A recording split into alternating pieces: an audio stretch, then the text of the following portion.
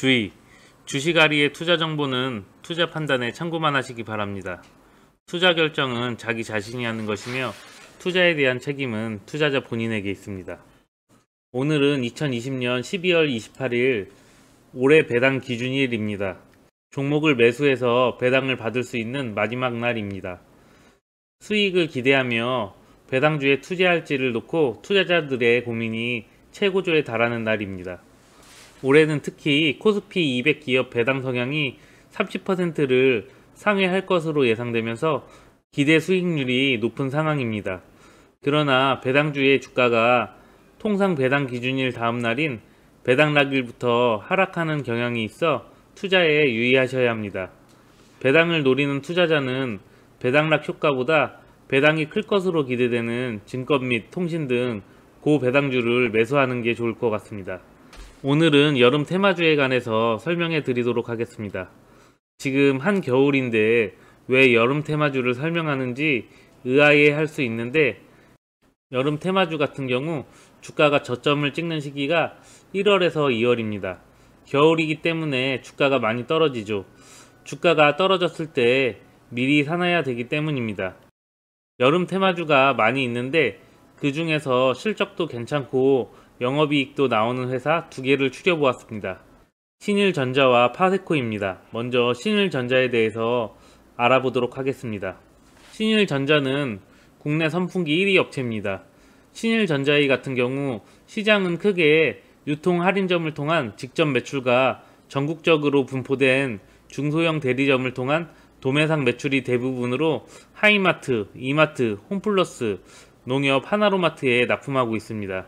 그래프를 보시면 2020년 5월 20일 최고점을 2,540원 달성했습니다.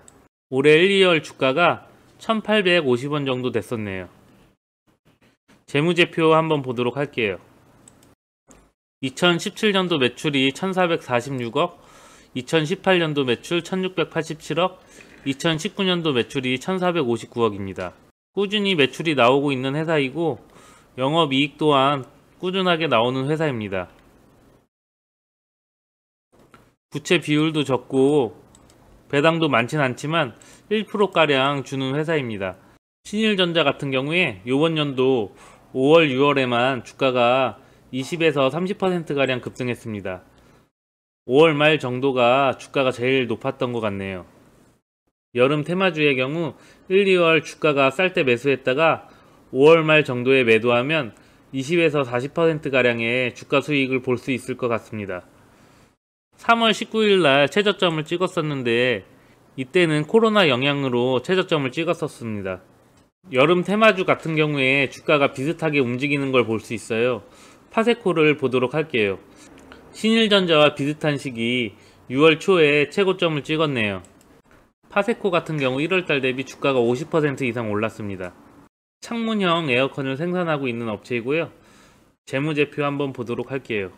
2017년도 매출이 1213억, 2018년도 매출 1494억, 2019년도 매출이 1804억, 매년 성장하는 회사입니다. 영업이익 또한 크게 늘고 있어요. 17년도 39억, 2018년도 53억, 2019년 108억. 부채 비율도 그렇게 많지 않아요. 영업이익률 또한 꾸준히 증가하고 있습니다. 배당도 꾸준히 주고 있네요. 영업이익도 나고 배당금도 주고 나름 나쁘지 않은 것 같아요. 여름 테마주인데 7, 8월이 여름 피크라고 생각하고 이때 더 오르지 않을까 하고 가지고 있으면 안 됩니다.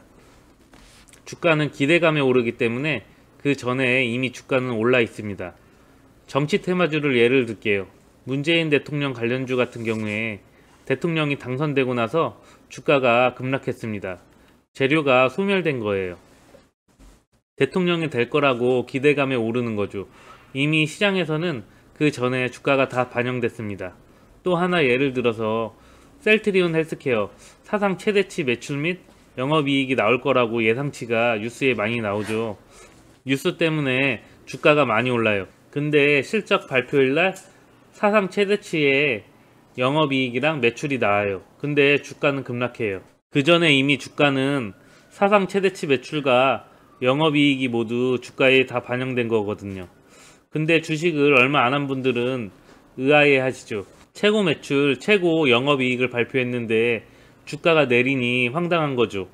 그 전에 이미 주가는 많이 오르고 선 반영되어 있기 때문에 주가가 내리는 거죠. 여름 테마주도 똑같아요. 1, 2월 겨울에 저점을 찍고 5월, 6월 주가가 미리 선반영돼서 많이 오르게 되죠. 7, 8월 무더위까지 가지고 가면 주가는 다시 내리죠.